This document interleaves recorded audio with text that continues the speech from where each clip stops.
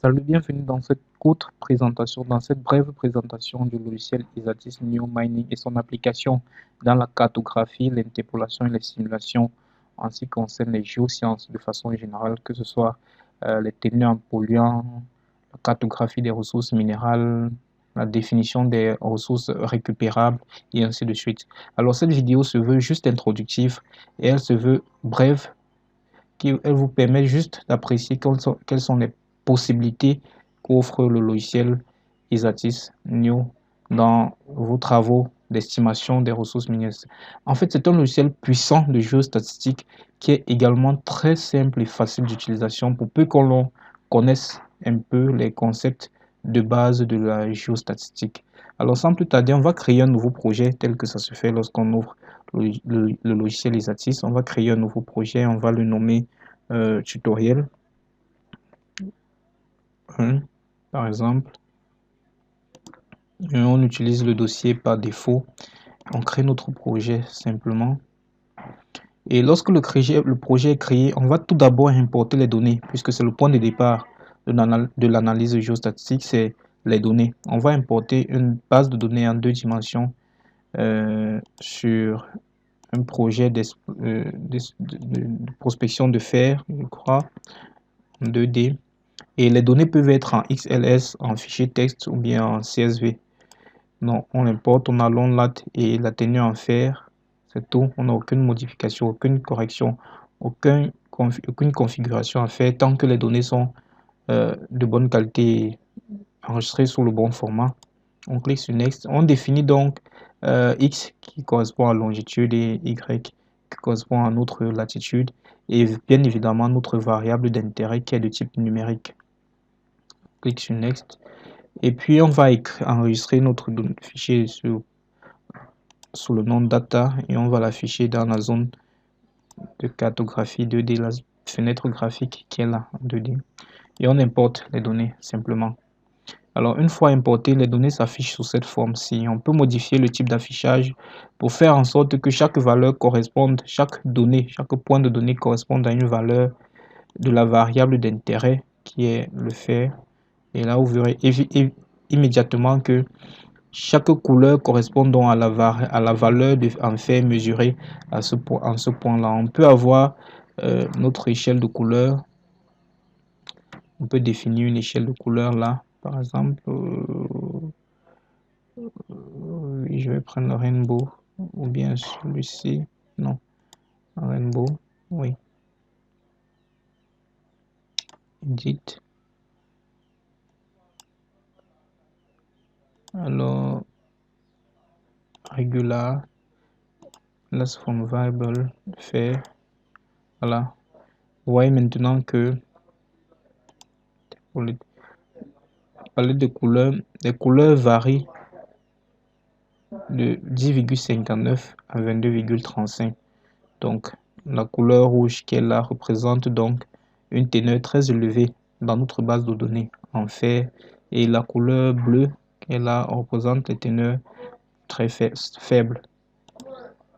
Alors, la suite, il s'agit d'importer la zone, de délimiter la zone dans laquelle notre cartographie sera faite. Sinon, on va créer une grille qui sera de type rectangulaire ou carré qui ne correspond pas effectivement à la zone d'intérêt puisque si on définit une grille rectangulaire, il n'y aura pas de données, il n'y aura pas d'informations à ce point-là. Donc, on va définir notre domaine, délimiter notre domaine. Donc, on importe un fichier shapefile qu'on va introduire. Voilà. On va lui donner un nom, zone intérêt. Zone intérêt.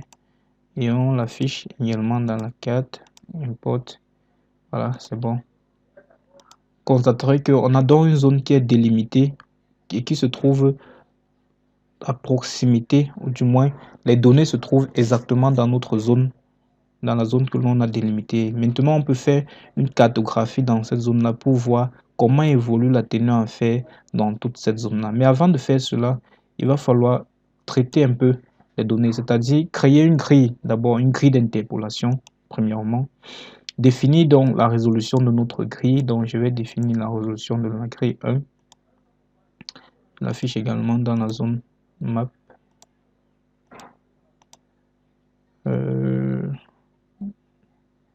On lui donne un nom maillage, par exemple.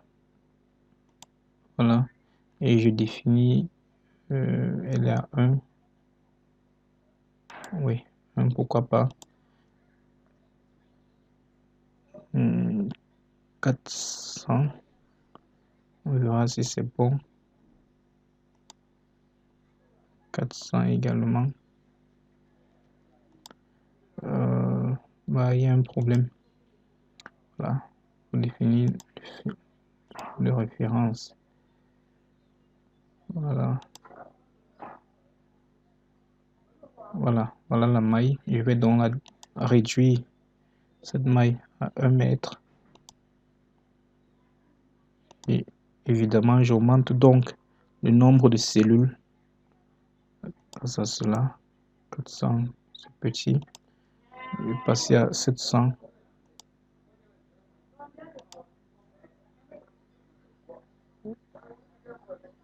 700 également. Ça ne me dérange pas. Et je vais ajuster.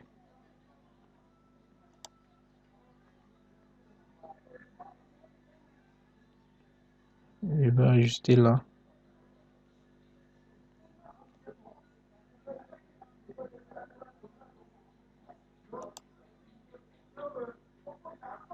Voilà.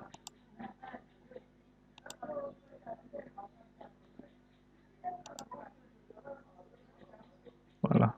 L'ajustement est bon. Je pense. Voilà. Créer ma maille, ma grille. Alors, cela est fait.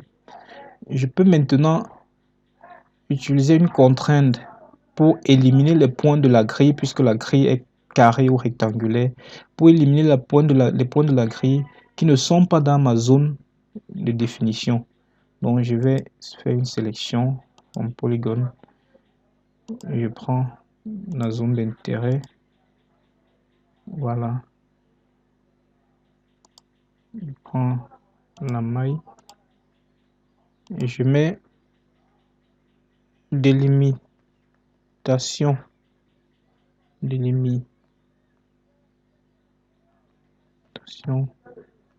Zone. Et je vais mettre display également.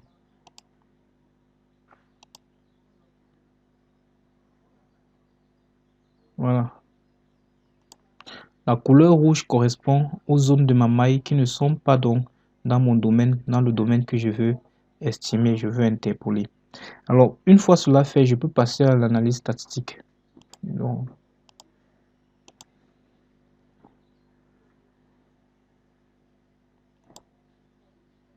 je prends les données.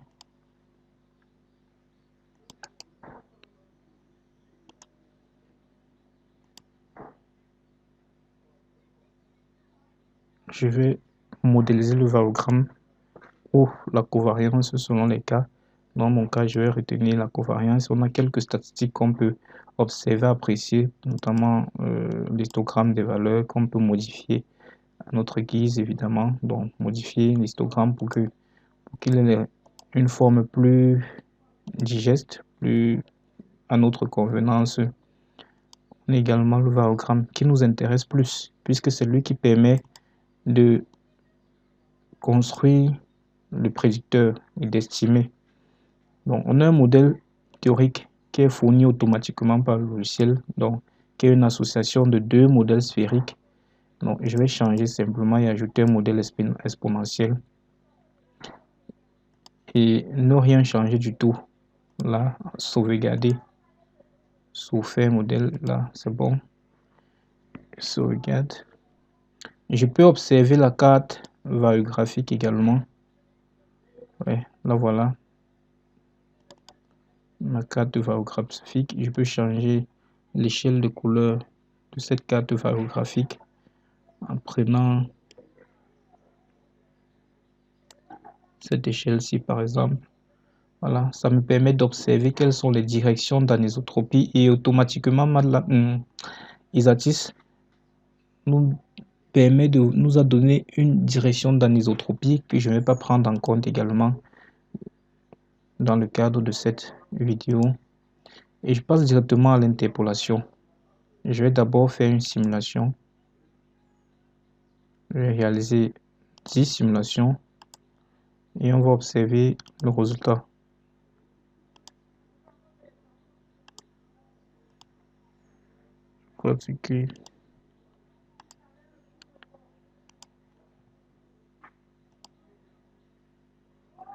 Next.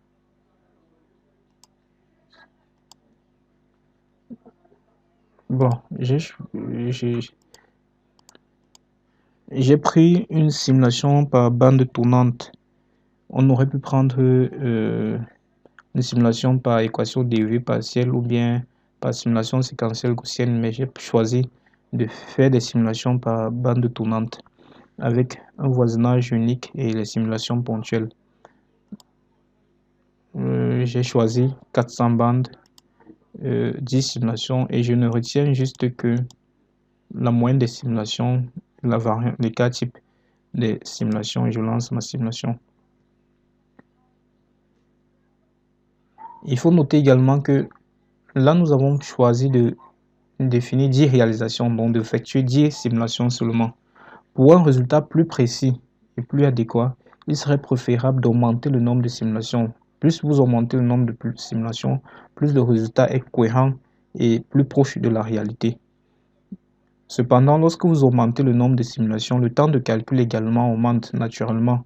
Donc, si vous mettez 100 simulations, le temps de calcul sera plus élevé. Et si vous mettez 10 000, c'est ainsi de suite. Donc là, nous, on va observer le résultat de notre simulation.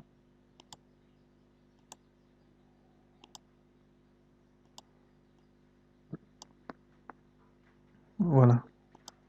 Décocher ça. J'ai donc ma simulation, le résultat d'une simulation, la moyenne des 10 simulations que je viens de réaliser.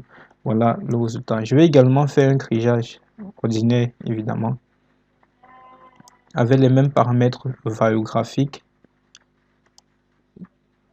la même base de données, la même zone, un triage ponctuel, un voisinage unique.